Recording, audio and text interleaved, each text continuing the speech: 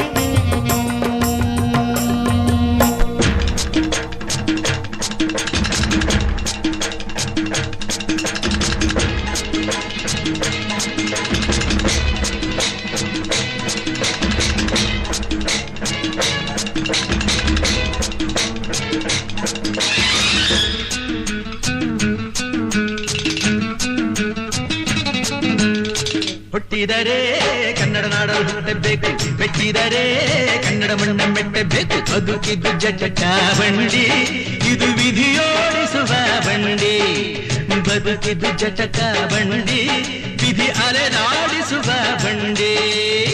ಹುಟ್ಟಿದರೆ ಕನ್ನಡ ನಾಡಲು ಹುಟ್ಟಬೇಕು, ಮೆಟ್ಟಿದರೆ ಕನ್ನಡ ಮಣ್ಣ ಮೆಟ್ಟಬೇಕು.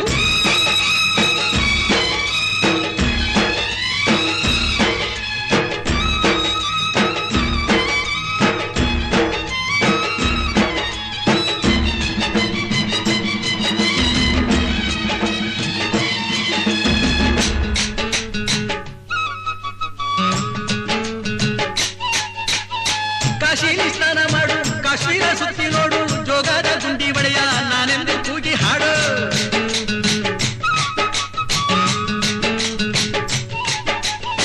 ಅಜಂತ ಎಲ್ಲೋರನ ಬಾಳಲ್ಲಿ ಬೊಮ್ಮೆ ನೋಡು, ಬಾದಾಮಿ ಐಹೊಳೆಯ ಚಂದನ ತೂಕ ಮಾಡು. ಕಲಿಯೋಕೆ ಕೋಟಿ ಭಾಷೆ, ಆಡೋಕೆ ಒಂದೇ ಭಾಷೆ ಕನ್ನಡ. ಕನ್ನಡ ಕಸ್ತೂರಿ ಕನ್ನಡ.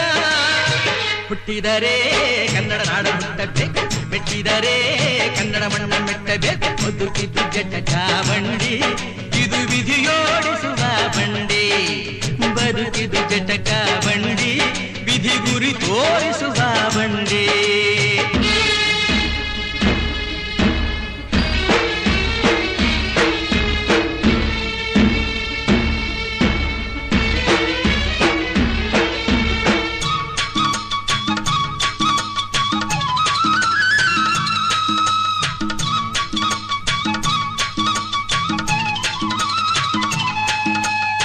ಧ್ಯಾನಕ್ಕೆ ಭೂಮಿ ಇದು, ಪ್ರೇಮಕ್ಕೆ ಸ್ವರ್ಗ ಇದು, ಸ್ನೇಹಕ್ಕೆ ಶಾಲೆ ಇದು, ಜ್ಞಾನಕ್ಕೆ ಪೀಠ ಇದು.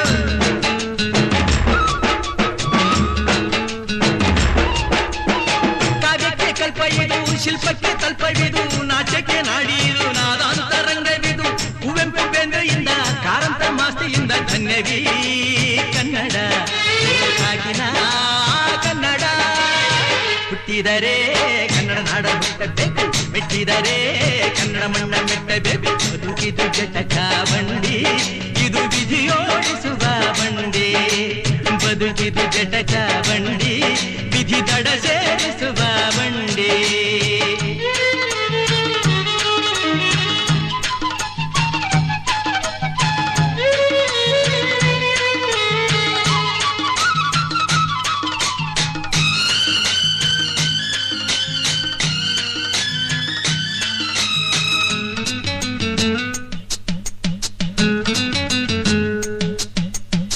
ಬಲಿರ ಬೆನ್ನು ಹತ್ತಿ ನೂರಾರು ಊರು ಸುತ್ತಿ, ಏನೇನೋ ಕಂಡ ಮೇಲು ನಮ್ಮೂರೇ ನಮಗೆ ಮೇಲು.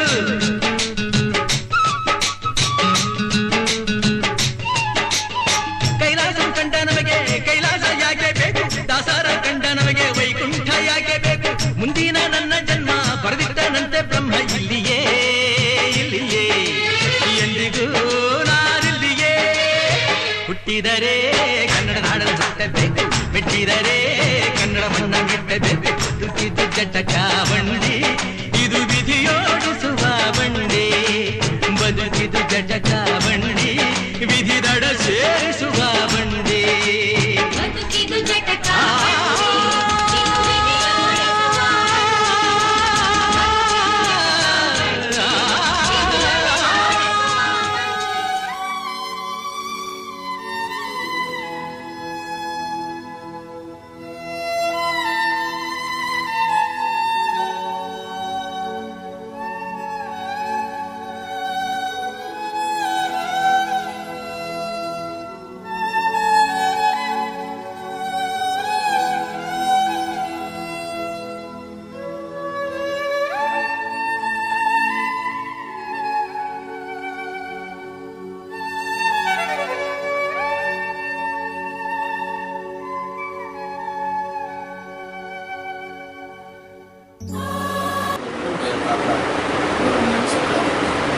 ಕಾರ್ಯಕ್ರಮಕ್ಕೆ ಡಿವಿಡೆಂಡ್ ವಿತರಣಾ ಕಾರ್ಯಕ್ರಮಕ್ಕೆ ಆಗಮಿಸಿದಂಥ ನಮ್ಮ ವ್ಯವಸ್ಥಾಪಕರಾದ ನಾಗರಕುಂದವರು ಇಲ್ಲಿ ಸೊಸೈಟಿಗೆ ಬರೋದಕ್ಕಿಂತ ಮುಂಚೆ 70 ಲಕ್ಷ KCC ಸಾಲ ವಿತರಣೆ ಆಗಿತ್ತು. ಈಗ 15 ವರ್ಷದಲ್ಲಿ ನಾವು 5 ಕೋಟಿ ವರೆಗೂ KCC ಸಾಲವನ್ನು ವಿತರಣೆ ಮಾಡಿದ್ದೇವೆ. ಹಾಗೆಯೇ ನಮ್ಮ ಅವಧಿಯಲ್ಲಿ ವೆಹಿಕಲ್ ಲೋನ್ ಅಂದರೆ ವಾಹನ ಸಾಲ ಇದ್ದಿಲ್ಲ, ಅದನ್ನು ಕೊಡ್ತಾ ಇದ್ದೀವಿ. BDP ಬಿಸ್ನೆಸ್ ಇದ್ರ ಬಗ್ಗೆ ಅದನ್ನು ಎಲ್ಲ ಸಣ್ಣ ಸಣ್ಣ ವ್ಯವಹಾರಸ್ಥರಿಗೆ ಅನುಕೂಲವಾಗಲೆಂದು ಪಿಗ್ಮಿ ಮುಖಾಂತರ ಪಿಗ್ಮಿ ಕಟ್ಟಿಸ್ಕೊಂಡು ಅವರಿಗೆ BDP ಸಾಲವನ್ನು ವಿತರಣೆ ಮಾಡಿದ್ದೇವೆ. ಒಬ್ಬರ ಮತ್ತು ಇನ್ನಿತರ ವ್ಯವಹಾರ. ಆಮೇಲೆ ಈಗ ಒಂದು 4-5 ವರ್ಷದ ಈಚೆಗೆ ಈ ಭತ್ತ ಅಡಮಾನ ಸಾಲ ಸತಿಗಳು RDCC ಬ್ಯಾಂಕ್ ಅವರ ಸಹಾಯದಿಂದ ನಾವು ಇಲ್ಲಿ ಎಲ್ಲ ರೈತರಿಗೆ ಅನುಕೂಲ ಆಗಲಿ, ಒಂದು ಒಳ್ಳೆಯ ಬೆಲೆ ಬಂದ ಮೇಲೆ ಅವರಿಗೆ ಮಾರಾಟಕ್ಕೆ ಅನುಕೂಲವಾಗಲೆಂದು ಅವರಿಗೂ ಸಹ ಸಾಲದ ಒಂದು ಅನುಕೂಲವನ್ನು ಮಾಡಿಕೊಂಡಿದ್ದೇವೆ. ಇದೆಲ್ಲ ನಮ್ಮ ರೈತ ಬಾಂಧವರಿಂದ ಮತ್ತು ನಮ್ಮ ಸಂಘದ ಏನು ಷೇರುದಾರರಿದ್ದಾರೆ ಅವರಿಂದ ಎಲ್ಲ ಅನುಕೂಲ ಆಗಿತ್ತು ಅಂತ ಹೇಳ್ತಾ, ನಾವು 2023-24ರಲ್ಲಿ ಬಂದಂಥ 3,317,000 ರೂಪಾಯಿ ಏನು ಲಾಭ ಇದು ಬಂದಿದೆ, ಅದರಲ್ಲಿ ಲಾಭಾಂಶವನ್ನು ಹಂಚೋದಕ್ಕೆ ವಾರ್ಷಿಕ ಮಹಾಸಭೆಯಲ್ಲಿ ತೀರ್ಮಾನ ಮಾಡಿದರು. ಅದರಂತೆ ಇವತ್ತಿನ ದಿವಸ ಆ ಲಾಭಾಂಶವನ್ನು ವಿತರಣೆ ಅಂದರೆ ಅವರ ಉಳಿತಾಯ ಖಾತೆಗೆ ಜಮಾ ಮಾಡುವುದರ ಮೂಲಕ ಅವರಿಗೆ ಹಂಚುವ ಕಾರ್ಯಕ್ರಮವನ್ನು ಹಮ್ಮಿಕೊಂಡಿದ್ದೇವೆ. ಇದು ಎಲ್ಲ ರೈತರು ಇದೇ ರೀತಿ ಮುಂದಿನ ದಿನಮಾನದಲ್ಲಿ ಒಂದು ಉನ್ನತ ಏನು ಸೊಸೈಟಿ ಉನ್ನತವಾಗಲಿಕ್ಕೆ ನಮ್ಮೆಲ್ಲರ ಸಹಕಾರ ಇರ್ತದೆಂದು ಭಾವಿಸುತ್ತಾ ನನಗೆ ಮಾತಾಡಲು ಅನುಕೂಲ ಮಾಡಿಕೊಟ್ಟಂತೆ ತಮ್ಮೆಲ್ಲರಿಗೂ ವ್ಯವಹಾರಗಳು ನಿಮ್ಮ ಏನೋ ಒಂದು ಬರೀ ಸಾಲ ಸೌಲಭ್ಯ ಅಷ್ಟೇ ಅಲ್ಲದೆ ನಿಮ್ದು ಏನಾದರೂ ಉಳಿತಾಯ ಇದ್ದರೆ ಅಥವಾ ಡೆಪಾಸಿಟ್ ಮಾಡೋದಿದ್ದರೆ ಬೇರೆ ಬ್ಯಾಂಕ್ಗಳಲ್ಲಿ ಮಾಡಿದೆ ಈ ಸಂಘದಲ್ಲಿ ಮಾಡಿದರೆ ಸಂಘ ಇನ್ನೂ ಹೆಚ್ಚಿನ ಅಭಿವೃದ್ಧಿ ಕಾಣಿಸುತ್ತೆ ಅಂತ ನಾನು ಹೇಳ್ತೀನಿ. ನಮ್ಮ ಭಾರತದಲ್ಲಿ ಈ RDCC ಬ್ಯಾಂಕ್ನಲ್ಲಿ ಇರುವಂತಹ ಸುಮಾರು 200ಕ್ಕೂ ಹೆಚ್ಚು ಈ ಪ್ರಾಥಮಿಕ ಕೃಷಿ ಪತ್ತಿನ ಸಹಕಾರ ಸಂಘಗಳಿದ್ದಾವೆ. ನಮ್ಮ ಬ್ಯಾಂಕಿನ ಅಧ್ಯಕ್ಷರಾಗಲಿ ನಮ್ಮ ಆಡಳಿತ ಮಂಡಳಿಯವರಾಗಲಿ ಯಾರೇ ಬಂದಾಗ ಈ ಒಂದು ಮಾದರಿ ಸೊಸೈಟಿಯಪ್ಪ ಯಾವುದಂದ್ರೆ ಕೊಪ್ಪಳದ ಕಿನ್ನಾಳ ಸೊಸೈಟಿನ ತೋರಿಸ್ತಿದ್ರು. ಅಲ್ಲಿ ಹೋಗಿ ನೀವು ಒಂದ್ಸಲ ನೋಡಿ ಬರ್ರಿ ಅದು ಹೆಂಗಿದೆ ಅಂತ. ಈಗ ಮೊನ್ನೆ ಇಲ್ಲಿರುವ ಬೇರೆ ಟ್ಯಾಕ್ಸ್ಗಳಿಗೆ ನೀವು ಗುಂಡೂರು ಸೊಸೈಟಿಗೆ ಹೋಗಿ ನೋಡಿ ಬರ್ರಿ ಅದು ಎಷ್ಟು ಇಂಪ್ರೂವ್ ಆಗಿದೆ ಅಂತೇಳಿ ಇಲ್ಲಿ ಕರ್ಕೊಂಡ್ಬಂದು ತೋರಿಸಿದ್ರು. ಇದೆಲ್ಲ ನಿಮ್ಮ ಸಂಘದ ಬೆಳವಣಿಗೆಗೆ ನೀವೆಲ್ಲ ಕೊಟ್ಟಿರೋ ಸಾಥಿನಿಂದ ಆಗಿರೋದು. ಹಾಗೆ ಅಧ್ಯಕ್ಷರು ಸಹ ಒಳ್ಳೆ ಲವಲವಿಕೆಯಿಂದ ಈ ಸಂಘನ ಬೆಳೆಸೋದಕ್ಕೆ, ಆಮೇಲೆ ಇಲ್ಲಿರೋ ಎಲ್ಲ ಪ್ರತಿಯೊಬ್ಬ ಕಾರ್ಯದರ್ಶಿ ಸಿಬ್ಬಂದಿಗಳು ಸಹ ಅಷ್ಟೇ ಚೆನ್ನಾಗಿ ಕೆಲಸ ಮಾಡ್ತಾ ಈ ಸಂಘಕ್ಕೆ ಒಂದು ಭದ್ರ ಬುನಾದಿನ ತಂದು ಕೊಟ್ಟಾರೆ. ಇದಕ್ಕಿನ್ನೂ ಹೆಚ್ಚು ಸಹಕಾರ ಮಾಡಿ ಈ ಸಂಘನ ಇನ್ನೂ ಹೆಚ್ಚಿನ ಮಟ್ಟಕ್ಕೆ ಬೆಳೆಸ್ರಿ. ಇದಕ್ಕೇನು ಬೇಕು ಸಹಕಾರ DCC ಬ್ಯಾಂಕಿಂದ ಸದಾ ಇರುತ್ತೆ ಅಂತ ನಾನು ಆಶಿಸ್ತಾ, ನಿಮಗೆ ಈ 4.75% ಏನು ಡಿವಿಡೆಂಡ್ ಬಂದಿದೆ, ಮುಂದೆ ಈ ಸಂಘ ಬೆಳೆದಂಗೆಲ್ಲ ನಿಮ್ಗೆ ಇನ್ನೂ ಹೆಚ್ಚಿನ ಡಿವಿಡೆಂಡ್ ಬರಲಿ, ಅದರಿಂದ ಹೆಚ್ಚು ಲಾಭಾಂಶ ನಿಮ್ಗೆ ಆಗಲಿ ಅಂತ ನಾನು ಆಶಿಸ್ತಿ ನಾನು ಎರಡು ಮಾತು. 2022-23 ಸಾಲಿನ ಷೇರು ಲಾಭಾಂಶ ಟೋಟಲ್ ಅದು 3,377,000 ರೂಪಾಯಿ ಬಂದೈತೆ. ಅದ್ರ ಪೈಕಿ 4.75% ಷೇರು ಡಿವಿಡೆಂಟ್ ಹಂಚಕ್ಕಂತೇಳಿ ತೀರ್ಮಾನ ಮಾಡಿದ್ರು. 1,384 ಜನ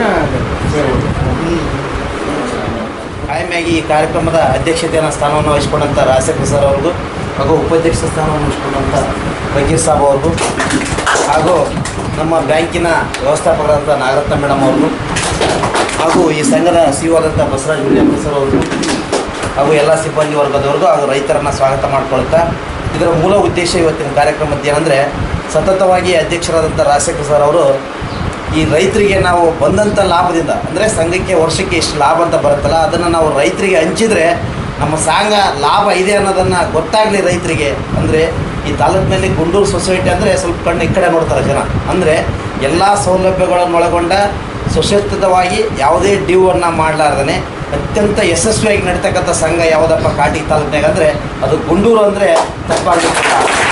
ಇದಕ್ಕೆ ಮೂಲ ಕಾರಣ ಇಲ್ಲಿರ್ತಕ್ಕಂಥ ರೈತರು. ನೀವು ರೈತರು ಸರಿಯಾಗಿ ಸೇವೆ ಕೊಟ್ಟಾಗ ಮಾತ್ರ ಇಲ್ಲಿನ ಆಡಳಿತ ಮಂಡಳಿ ಮತ್ತು ಅಧ್ಯಕ್ಷರು ಮತ್ತು ಕೆಲಸಗಾರರು ಶ್ರಮವಹಿಸಿ ಕೆಲಸ ಮಾಡಿದಾಗ ಈ ಸಂಘ ಲಾಭ ಮಾಡೋಕ್ಕೆ ಅವಕಾಶ ಸಿಗುತ್ತೆ. ಅದರಂಗೆ ಈ ವರ್ಷ ಲಾಭ ಬಂದಿದೆ. ಆ ಲಾಭವನ್ನು ಎಲ್ಲ ರೈತರಿಗೆ ಹಂಚಲೇಬೇಕು ಅನ್ನೋದು ಅಧ್ಯಕ್ಷರ ಮಹದಾಸೆ ಆಗಿದೆ. ಉಳಿದ ಸೆಕ್ರೆಟರಿಗಳೆಲ್ಲ ಸ್ವಲ್ಪ ಅಮೌಂಟ್ ಬರುತ್ತೆ, ಅವ್ರಿಗೆ ಎದಕ್ಕಾಗುತ್ತೆ ಬೇಡ ಅಂದರು. ಅದನ್ನು ವಿರೋಧಿಸಿ ಅಧ್ಯಕ್ಷರಿಲ್ಲ, ನಾವು ರೈತರಿಗೆ ಕೊಡೋಣ, ರೈತರಿಗೆ ಗೊತ್ತಾಗಲಿ ಸಂಘ ಅಂದರೆ ಏನು, ಅದರ ನಾವು ಶೇರ್ ಮಾಡಿವಲ್ಲ ಅದಕ್ಕೆ ಏನು ಲಾಭ ಬಂದಿದೆ, ಈ ವರ್ಷ ಆದರೂ ಲಾಭ ತೋರಿಸಿ ಒಂದ್ಸಲ ಕೊಟ್ಟರೆ ರೈತರು ಇನ್ನೂ ಹೆಚ್ಚಿನ ಪ್ರಮಾಣದಲ್ಲಿ ಸಂಘದಲ್ಲಿ ವ್ಯವಹಾರ ಮಾಡ್ತಾರೆ. ಮೊನ್ನೆ ಸಹಕಾರ ಸಚಿವ ರಾಜಣ್ಣ ಸರ್ ಕೂಡ ಒಂದು ಮಾತಂದ್ರು, ಖಾಸಗಿ ಬ್ಯಾಂಕ್ನಾಗ ಹೋಗಿ ನಾವು ಏನು ಮಾಡ್ತೀವಿ, ವ್ಯವಹಾರ ಮಾಡ್ತೀವಿ, ಬಡ್ಡಿ ಸಾಲ ಎಲ್ಲದಕ್ಕೆ ಸೊಸೈಟಿಗೆ ಬರ್ತೀವಿ ಅಂದರೆ ಎಲ್ಲ ವ್ಯವಹಾರಗಳು ಕೂಡ ಬ್ಯಾಂಕಿನ ಥರ ಸೊಸೈಟಿಯಲ್ಲೇ ಆಗಲಿ ಅನ್ನೋದು ಈ ಸಹಕಾರದ ಮೂಲ ಉದ್ದೇಶ. ಸಂಡ್ರಾಮನಗೌಡ ಏನು ಕಣಿಗಿನಾಳಾಗ ಏನು 10 ಮಂದಿ ರೈತರಿಗೆ ಕರ್ಕೊಂಡು ಏನು ಒಂದು ಸಂಘ ಮಾಡಿದ್ನಲ್ಲ, ಇವತ್ತು ಗುಂಡೂರಾಗ ಏನು ರೈತರಿಗೆ ಕೊಡಕತ್ತೀವಲ್ಲ ಇದು ಅವತ್ತು ನನ್ನ ಆಸೆ ಆಗಿತ್ತು. ಇದರಾಗೆ ಎಲ್ಲ ಊರಾಗ ಆಗಲೇ ನಾವು ಒಂದು ಉದ್ದೇಶಕ್ಕೆ ಇಂಥ ಒಳ್ಳೆಯ ಕಾರ್ಯಕ್ರಮವನ್ನು ಆಯೋಜನೆ ಮಾಡಿದ್ದಾರೆ. ಈ ಕಾರ್ಯಕ್ರಮದ ಮೂಲ ಉದ್ದೇಶ 8/9/2023 2023 ಮತ್ತು 24ನೇ ವಾರ್ಷಿಕ ಮಹಾಸಭೆ ನಿಗೆ ನಡೀತಲ್ಲ ಅವತ್ತು ಘೋಷಣೆ ಮಾಡಿದ್ವಿ. ಸಹಕಾರ ಸಂಘ ನೇಮಕ ಗುಂಡೂರು, ಇದರ ಅಧ್ಯಕ್ಷರನ್ನು ನಾನು ಎಚ್ ರಾಜಶೇಖರಪ್ಪ, ತಂದೆ ಶರಣಪ್ಪ ಇಲಿಯಾಪುರ ವಕೀಲರು. ಈ ಮೂಲಕ ತಿಳಿಸುವುದೇನೆಂದರೆ, ಸನ್ 2022-23ನೇ ಸಾಲಿನ ಷೇರು ಲಾಭಾಂಶವನ್ನು ನಮ್ಮ ಷೇರು ಸದಸ್ಯರಿಗೆ ಇವತ್ತಿನ ದಿವಸ ಹಂಚಿಕೆಯನ್ನು ಮಾಡಿರುತ್ತೇವೆ. ಒಟ್ಟು 1396 ಷೇರುದಾರರಿದ್ದು, ಆ ಷೇರುದಾರರಿಂದ 63,32,465 ರೂಪಾಯಿ ಷೇರು ಅಮೌಂಟ್ ಇರ್ತದೆ. ಅದಕ್ಕೆ 3,792 ರೂಪಾಯಿ ಲಾಭಾಂಶವನ್ನು ಹಂಚಿಕೆ ಮಾಡಿರುತ್ತೇವೆ. ಆ ಒಂದು ಹಂಚಿಕೆಯ ಪ್ರಕಾರ ಪ್ರತಿಶತ 4.75%ನಂತೆ ಆ ಷೇರು ಅಮೌಂಟ್ ಏನಿದೆ ಆ ಪ್ರಕಾರ ಹಂಚಿಕೆ ಆಗಿದೆ.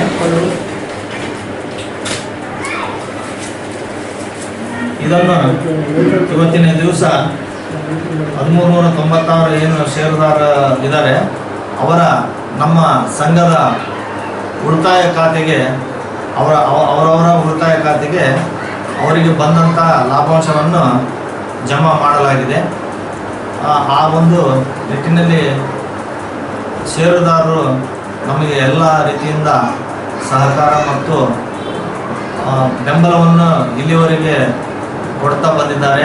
ಅದರಿಂದ ನಮ್ಮ ಸಹಕಾರ ಸಂಘವು ಪ್ರತಿ ವರ್ಷ ಲಾಭದಿಂದ ಮುನ್ನಡೆಯುತ್ತಾ ಬಂದಿದೆ ಮತ್ತು ಇದರಿಂದ ಹಲವಾರು ಏನು ರೈತ ನಮ್ಮ ಸದಸ್ಯರಿದ್ದಾರೆ ಅವರಿಗೆ ಯೋಜನೆಗಳನ್ನು ಹಾಕಿಕೊಳ್ಳಲಿಕ್ಕೆ ನಮಗೆ ಇನ್ನೂ ಹೆಚ್ಚಿನ ರೀತಿಯಿಂದ ಅವರ ಸಹಕಾರ ಮತ್ತು ಒಂದು ಸಹಕಾರ ಸಂಘದ ಅಭಿವೃದ್ಧಿಗೆ ಏಳಿಗೆಗೆ ಅವರ ಒಂದು ಬೆಂಬಲ ಇರ್ತದೆ ಅಂತ ಮನಗಂಡು ಈ ನಮ್ಮ ಆಡಳಿತ ಮಂಡಳಿ, ನಿರ್ದೇಶಕರು, ಉಪಾಧ್ಯಕ್ಷರು ಮತ್ತು ನಮ್ಮ ಸಿಇಒಗಳು, ಸಿಬ್ಬಂದಿ ವರ್ಗದವರ ಪರವಾಗಿ ಆ ಎಲ್ಲ ಷೇರುದಾರರಿಗೆ ಧನ್ಯವಾದಗಳನ್ನು ಹೇಳುತ್ತೇವೆ.